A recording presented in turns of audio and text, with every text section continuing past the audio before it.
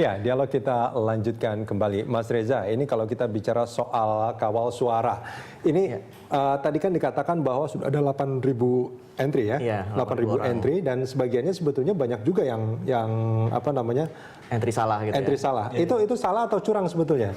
Atau ada salah, kadang-kadang ada yang salahnya memang disengaja?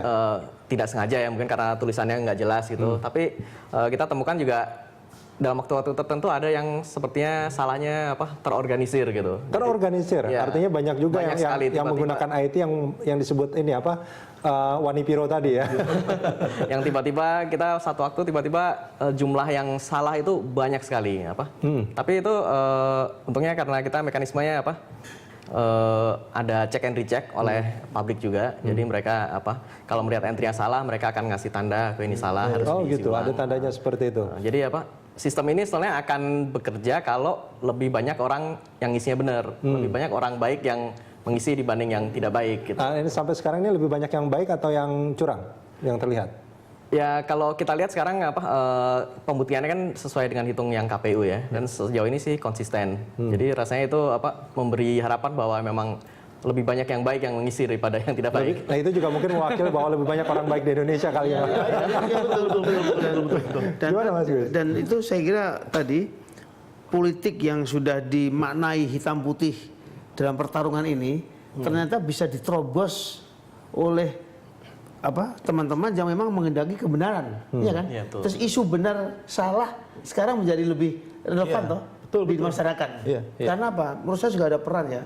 Peran terus terang aja tentu ada media yang betul-betul secara ekstrim memberikan pemberitaan yang sudah menghancurkan kredibilitas mereka juga. Ya kan? Ini tidak bisa betul atau tidak ya? Tanya kemana? Oh ada. Berbagai macam muncul. Seperti itu. Menurut saya sangat mengembirakan karena itu berarti apa? Masyarakat kita tidak mudah diacak-acak. Bahkan oleh propaganda-propaganda yang secara masif dilakukan melalui media-media yang sangat kuat.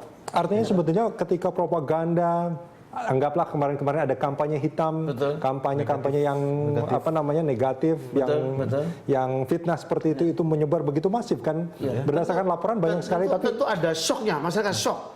Tapi setelah shock, masyarakat mencari cara sendiri dengan kecerdikan dan mekanisme dan instrumennya sendiri menemukan kebenaran. Oh ini ternyata ini ikut ini benar nih. Ada suara ini, ada Mas tadi. Oh iya seperti itu ya kan Mas.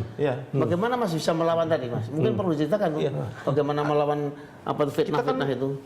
Kita kan ada 3 program sebetulnya yang menjadi udung tombak program kita. Yang pertama adalah voter education Mas. Pendidikan pemilih saya pikir cukup penting. Ini yang kemudian menjadi awal dari bagaimana orang sadar untuk memantau. Sadar untuk mengawasi. Tanpa pendidikan orang tidak akan sadar untuk memantau. Nah begitupun yang ingin menciptakan pemilih yang bertanggung jawab, ya harus terdidik dulu. Kalau tidak terdidik nggak mungkin dia bertanggung jawab menyalurkan hak pilihnya. Nah sehingga tingkat yang ketiga adalah monitoring election. Jadi bagaimana kemudian memantau. Dan yang ketiga kemudian election research. Bagaimana kemudian kita mengadakan penelitian dari pemilu ini. Mas Yus, ini kan banyak lembaga survei yang mengatakan bahwa sebetulnya masih banyak masyarakat kita yang menganggap bahwa money politik itu adalah wajar misalkan, sesuatu yang wajar. Nah ini hasil temuan CPPR sendiri bagaimana? Saya pikir gini, ya artinya kan money politik itu bukan wajar, lazim terjadi. Itu yang lazim, lazim terjadi karena sehingga masyarakat permisif terhadap sebuah kejahatan politik itu. Padahal itu kejahatan cukup besar. Tapi kenapa kemudian masyarakat permisif? Karena lazim. Itu yang paling saya pikir yang tepat kira-kira. Nah saya pikir JPPR atau relawan-relawan kami di lapangan itu banyak menemukan kasus-kasus money politik. Itu mungkin dari mulai pileg sampai pilpres terbanyak kasus itu. Banyak laporan dari masyarakat juga, artinya entah dari ibu rumah tangga seperti yang tadi. Banyak sekali. Nah cuma kan permasalahannya adalah ada 3 hal. Yang pertama adalah regulasi money politik yang kemudian diterjemahkan terlalu kaku ya? Kaku. Pertama. Yang kedua adalah pemahaman money politik masyarakat. Apa money politik? Masyarakat nggak paham. Gitu. Kemudian yang ketiga adalah penegak hukum terkait dengan penanganan isu money politik. Mana kemudian pemilu yang menjerat isu money politik? Mana itu?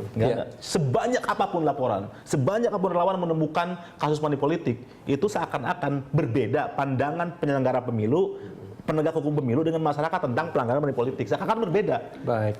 Beda halnya dengan atribut, sama persepsinya bahwa ini melanggar ketika ditempel di pohon. Itu loh. Baik. Karena para pemutus politik namanya DPR tidak mau membuat regulasi yang memperjelas mengenai tadi sanksi, mengenai transparansi, akuntabilitas. Tidak mau mereka. Kita akan sambung ini di segmen berikut nanti, Mas Kris.